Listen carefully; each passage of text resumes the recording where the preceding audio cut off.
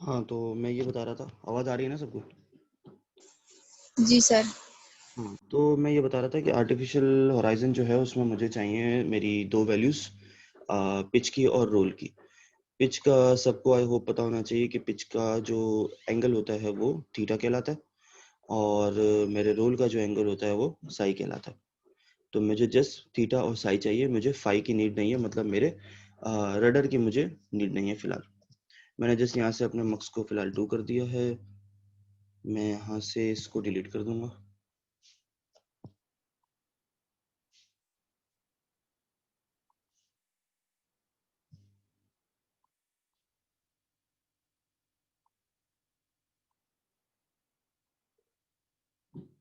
सही है, अब मेरे पास 2 वैल्यूज़ कनेक्ट हो गई एक साथ। दोनों वैल्यू सेपरेट रहेंगी, ये मर्ज नहीं होती, जुड़ती नहीं है, ऐड नहीं होती, सब्ट्रैक्ट नहीं होती। ये मक्स जो है एज़ अ फॉर्म ऑफ बस काम कर रहा होता है। इसमें दोनों वैल्यूज़ अलग-अलग सेपरेटली ही रहती हैं। अच्छा, मैं यहाँ से अपने अपने आर्टिफिशियल होराइज़न में एंटर हुआ, अब मुझे कह रहा है वैल्यू चाहिए। मैंने जस्ट यहाँ पे क्लिक किया, कनेक्ट किया, अब ये 2 वैल्यूज़ इसके अंदर इंसर्ट हो जाएँगी। अच्छा, अब सीन ये है कि मैं इसे रन करके दिखा तो देता हूँ। आप लोगों को वैल्यूज़ में ज़्यादा इतना फ़र्क पता भी नहीं चलेगा, क्यों? क्योंकि फ़िलहाल अभी जो है ना मेरा ऑल्टीट्यूड वाला जो है, हाइट वाला जो है, सिर्फ़ वही पीआईडी स्टेबल नहीं है, क्योंकि मुझे आप लोगों को फ्लाइट गियर में शो करवाना था। बाकी जो मैंने पीआईडीज़ हैं वो स्टेबल किए हुए हैं, तो इसमें मिनिमम सेकंड्स में जो है ना ये डायल स्विच होके, मतलब चेंज होके वापस सही भी हो जाता है। तो अगर ये माइनर चेंज आप लोगों को दिख जाए, ज़ूम कर लेता हूँ, तो आप लोगों को पता चल जाएगा डायल मूव हो रहा है। अगर आप लोगों ने बहुत ज़्यादा अच्छे तरीके से चेक करना है ना, तो 2 तरीके हैं। या तो आप लोग अपना पीआईडी स्टेबल नहीं करना, सुकून से पहले डायल चला के चेक कर लेना भाई कैसे ऑपरेट होती है। या फिर मैं आप लोगों को बाद में किसी को अगर शौक हो रहा है तो मैं इंडिविजुअली उसको सिखा दूँगा, या मैं कोई एक छोटी-सी वीडियो बना दूँगा अगर किसी को इंटरेस्ट है तो। उसमें ये होता है कि हम फ्लैट गियर से वैल्यूज़ को एक्सट्रैक्ट कर रहे होते हैं इन सिमलिंक, मतलब मैं इनपुट ले रहा हूँ अब।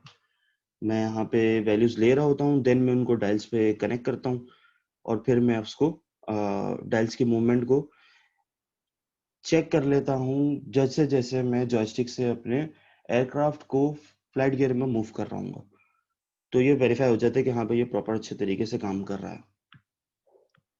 खैर मैं इसे रन कर रहा हूँ। देखिए बिल्कुल माइनर सा चेंज आया है इसके अंदर। ये अपने रोल को स्टेबल कर रहा था। सही है? हाँ, ऑल्टीट्यूड में है। ऑल्टीट्यूड मैंने कहा था मैंने स्टेबल नहीं किया हुआ पीआईडी। तो ये देखो थोड़ा-थोड़ा करके बढ़ रहा है। मैंने आई थिंक रखा हुआ था 50।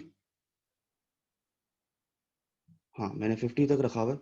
मगर ये ऑलमोस्ट 60 तक जाएगा और वापस नीचे नहीं आएगा क्योंकि मैंने इसको स्टेबल नहीं किया हुआ। मगर माइनर सा चेंज आया था मेरे इस डायल में, आर्टिफिशियल होराइज़न में। मैं सिर्फ लगाने का तरीका बता रहा हूँ। मेरा मकसद ये नहीं है कि मैं इसको चला के दिखाऊँ कि हाँ भाई ये निडल चल रही है, ये हो रहा है, वो हो रहा है।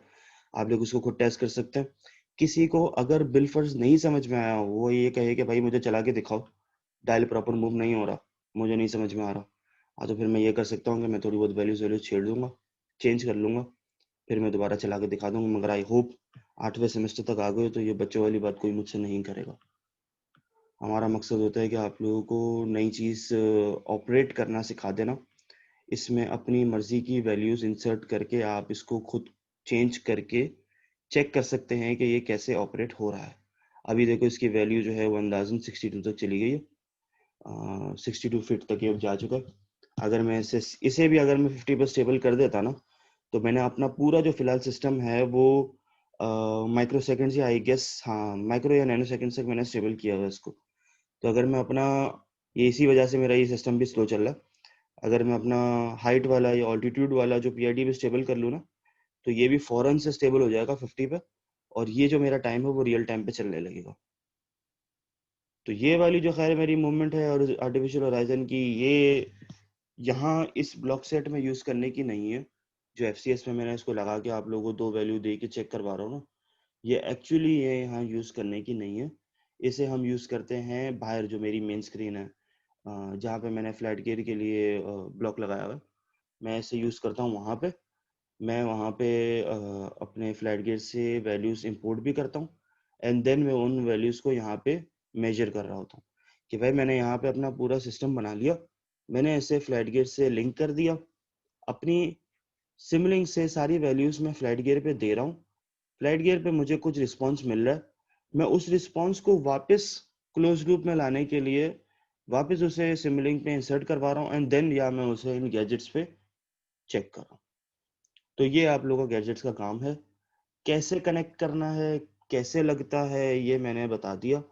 सिर्फ 2-3 ही बताए, और जो लगाना चाहे वो उसकी कॉन्फ़िगरेशन पढ़ के उसे लगा सकता है कि भाई किसमें, सबको पता है भाई किसमें कौन सी वैल्यूज़ चाहिए होती हैं। ये भी जो मैं बता रहा था ये मुझे बताने की आई होप ज़रूरत नहीं थी कि अल्टीमीटर में कौन सी वैल्यू डालनी होती है या स्पीड में कौन सी वैल्यू जानी चाहिए। ये सब मैंने लेक्चर में ही बताया कि इन सब यू वी डब्ल्यू थीटा का मतलब क्या है, और डायल्स का आप लोग बेहतर जानते हैं कि इसमें कौन सी वैल्यूज़ चाहिए होती हैं।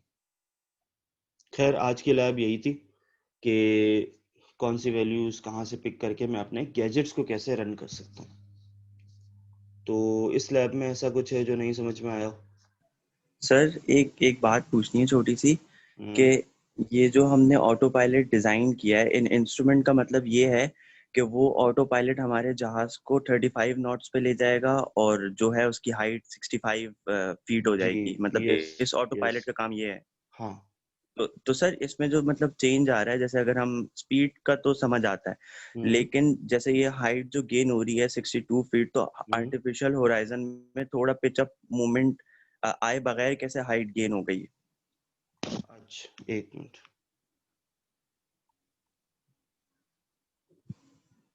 हाँ, ओह सॉरी, मैंने फिर एक गलती ये की हुई है, समझ गया मैं तुम्हारी बात। मेरी गलती ये है कि मैंने जो है ऑब्वियसली मैंने वहाँ से पिक किया था, जो मैंने 2 वैल्यूज़ आर्टिफिशियल होराइज़न में एंटर की थी वो एक्चुअली मेरे एलेरॉन और मेरे रडर की मूवमेंट की थी। तो मैंने क्या किया हुआ है कि भाई जो मैंने अभी यहाँ पे पूरा वो चीज़ दिखाई हुई है, क्या कहते हैं, एक्सएफएलआर से जो मैंने सारी वैल्यूज़ यहाँ पे पैरामीटर्स इंपोर्ट किए हुए हैं, तो उन वैल्यूज़ में आप लोगों को पहले भी याद होगा कि हमने जो भी यहाँ पे डिज़ाइनिंग की है, हमारे एयरक्राफ्ट की, हमने उसमें कंट्रोल सरफेसेस तो लगाए नहीं है। मतलब एलिवेटर, एलेरॉन, रडर तो मैंने नहीं लगाए ना, और मैं यहाँ पे वैल्यू पिक कर रहा हूँ रडर और एलेरॉन की। तो क्या होना है? कुछ भी नहीं होना, क्योंकि लगा हुआ ही नहीं है तो ऑब्वियसली मूव भी नहीं होगा। तो होना ये है कि अगर आप लोगों को इसमें चेक करना है कि हाँ भाई यहाँ पे ऑल्टीट्यूड चेंज हुआ तो यहाँ पे पिच चेंज होना चाहिए, तो जस्ट क्या होगा कि या तो आप अपने एयरक्राफ्ट की जो कंस्ट्रक्शन थी उसके अंदर आप लोग एलिवेटर, रडर रडर वगैरह इंक्लूड कर दें। देन हम क्या करेंगे कि भाई अगर हम हाइट को बढ़ा रहे हैं तो हम वहाँ पे शो करेंगे कि हमारा जो एलिवेटर की डिफ्लेक्शन है वो भी होनी चाहिए।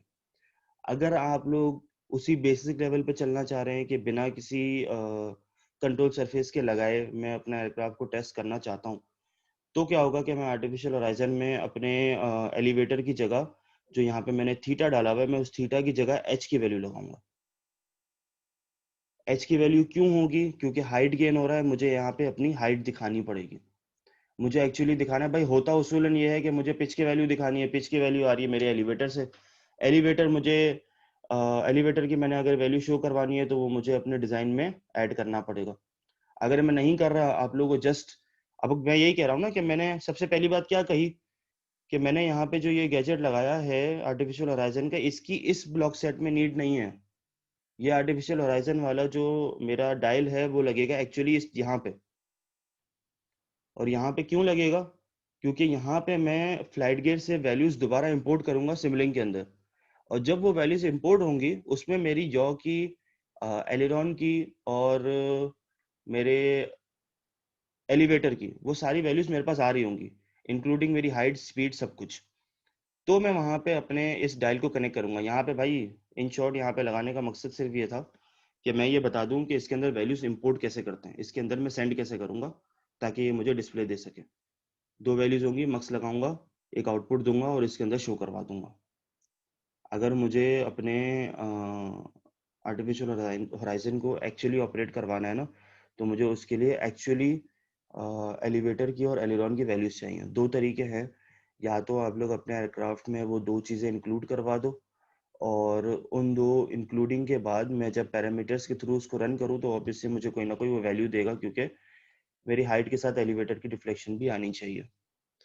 जब वो आएगी तो मेरे सारे एलिवेटर की भी आएगी, एलिरॉन की भी आएगी, जो माइनर थोड़ी सी बहुत होगी, तो वो मेरे उसमें शो हो जाएगी डायल में। अगर आप लोगों ने इंक्लूड नहीं किया हुआ और आप लोग चाह रहे हैं कि भाई वो फ्लाइट गियर से जो थोड़ी बहुत मेरी चेंजेस है, मूवमेंट है, हवा की निस्बत से अगर मेरा हॉरिजॉन्टल टेल भी मूव हो रही है तो मेरी जो वैल्यू आ जाए उसकी बेसिस पे ही, तो फिर आप लोगों को एक क्लोज लूप बनाना पड़ेगा जिसमें आप लोग फ्लाइट गियर से वैल्यूज इंपोर्ट कर रहे होगे। और ये मैंने पहले बताया कि अगर किसी को इंटरेस्ट है तो मैं उसके बारे में चलो एक छोटी सी वीडियो बना दूंगा कि वो वैल्यूज कैसे इंपोर्ट हो रही होती हैं, देन मैं उसके साथ आर्टिफिशियल होराइजन कैसे कनेक्ट कर सकता हूँ। समझे? सही। मतलब सर आप कह रहे हैं कि अगर इसमें मतलब हमें वेदर की कंसिडरेशन भी लानी हो तो वो फ्लाइट गियर के थ्रू हम सिमुलिंक में वेदर की कंसिडरेशन भी ला सकते हैं ला कि सकते विंड हैं, के साथ जो है। सही हम सही। ला सकते हैं, हम ला सकते हैं। हम यहाँ से हम दो तरीके से कर सकते हैं। हम सिमलिंग के थ्रू भी हम अपने फ्लाइट गियर का एनवायरनमेंट कंट्रोल कर सकते हैं, और हम फ्लाइट गियर से एनवायरनमेंट को ले भी सकते हैं। मतलब दोनों तरीके हैं। अभी जो हम इस लैब में जो फिलहाल सीखा है ना, मैं ये शुरू से कह रहा हूँ भाई, बेसिक चीज सिखा रहा हूँ। तो यहाँ पे जो चीजें मैं सिखा रहा हूँ, यहाँ से हमने सिर्फ अपनी वैल्यूज को फ्लाइट गियर पे दिया है। इसमें एक लैब होती है जो हमारे काफ़ी आगे चल के आती है, वो हमने एक बैकअप के तौर पे रखी हुई है, क्योंकि इसका फ़िलहाल मुझे इसमें नीड लगी नहीं थी। वो ये होता है कि लास्ट जो है ये हुआ था कि पहली दफ़ा जब एएसडी पढ़ाया गया था तब 26 लैब हुई थी, 26। देन इसके बाद जब एएसडी पढ़ाया गया तो किसी एक वीक का, किसी एक दिन का हमें फ़ायदा हो गया था, तो 27 लैब्स हुई थी। तो उसमें हमने एक लैब इंक्लूड करके रखी हुई है, वो ये है कि हम फ्लैट गियर से डेटा लेते हैं सिमलिंक के अंदर, मतलब इंपोर्ट करवाते हैं, एंड देन हम कुछ छोटी मोटी चीज़ें चेक करते हैं कि हाँ भाई वैल्यूज़ आ रही हैं, कैसे आ रही हैं, क्या आ रही हैं। तो अगर ऐसा हुआ कि हमारी कंस्ट्रक्शन की लैब्स जो है वो एक्सक्लूड कर दी गई, या अगर हमें कोई एक वीक एक्स्ट्रा मिल गया, तो वो चीज़ मैं बता दूंगा। या अगर नहीं भी होता है, किसी का इंटरेस्ट है, तो मैंने पहले भी कहा मैं एक जनरल कोई वीडियो बना दूंगा, जिसको सीखना हो वो सीख सकता है उसको देख के। सर कंस्ट्रक्शन की लैब्स हैं कितनी टोटल? 5 हैं कंस्ट्रक्शन की लैब? यार 2 4 6 7 to 8 है। मतलब हमने थोड़ा उसको, जाहिर सी बात है, बंदा 3 दिन में तो कोई एक विंग नहीं बना सकता, तो हमने उसको ब्रेक किया हुआ था लैब्स को, कि एक दिन में चलो टेल बन सकती है। मतलब एक लैब में हम टेल सिखा सकते हैं, देन सेकंड लैब में second part of the tail, horizontal and vertical. Then wings की 2 लैब हैं, फ्यूजलाज की 2 लैब्स हैं। अच्छा, वो समझ लो एक तरीके का ये है कि सिंपल सिंपल से लेक्चर्स ही हैं, क्योंकि तुम लोग जितना अब तक मैं जानता हूँ काफ़ी हद तक एयरक्राफ्ट पे काम कर चुके हो, आधी से ज़्यादा क्लास को एयरक्राफ्ट पे काम करना आता है कंस्ट्रक्शन साइड पे।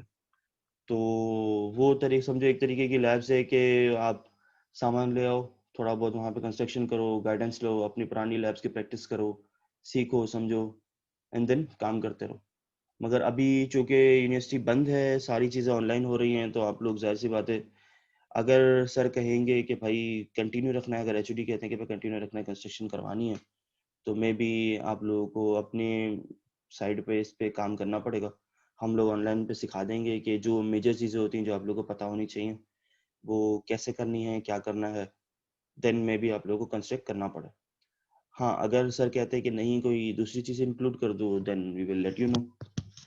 देन बस ये होगा कि आप लोग अगर खुद से कोई पहले से बना बना एयरक्राफ्ट है, और अगर उस पे कोई ये सारा काम टेस्ट करना चाहता है, तो देन मोस्ट वेलकम। मैं आगे की चीज़ें गाइड कर दूंगा कि इसमें और क्या एडिटिंग की ज़रूरत होती है, and then we can give it a try.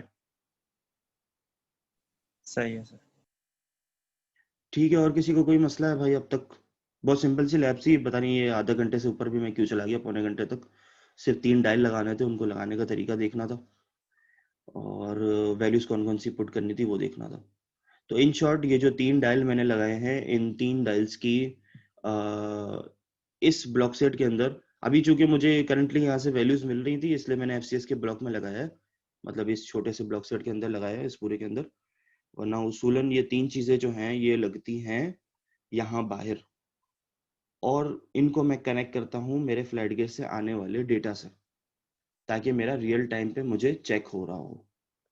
सही है। अंदर मैंने सिर्फ इसलिए लगाया क्योंकि मुझे करंटली यहाँ से कुछ ऐसी वैल्यूज मिल रही थी जिससे मैं इन डायल्स को आप लोगों को डेमोन्स्ट्रेट कर देता कि भाई ये डायल लगते कैसे हैं, इनमें वैल्यूज कैसे जाती हैं, और फिर ये शो कैसे करता है। तो अब तक आर्टिफिशियल होराइजन का मसला है, मैं एक काम कर दूंगा, दोनों को कंबाइन करके बता दूंगा, फ्लाइट गेट से डेटा इंपोर्ट भी करके और उसको आर्टिफिशियल होराइजन पे शो भी करके। तो आई होप कि ये जल्दी से मैं दोबारा ट्राई करता हूँ, ये सीनरी डाउनलोड हो जाए एक दफ़ा, तो मैं लैब 10 का जो एंड वाला जो आप लोग की चीज़ रह गई थी डिस्प्ले वाली वो भी दिखा दूंगा और ये डायल चलाना भी दिखा दूंगा इंशाल्लाह। सही है, ठीक है। सही है sir. Okay then I take a leave.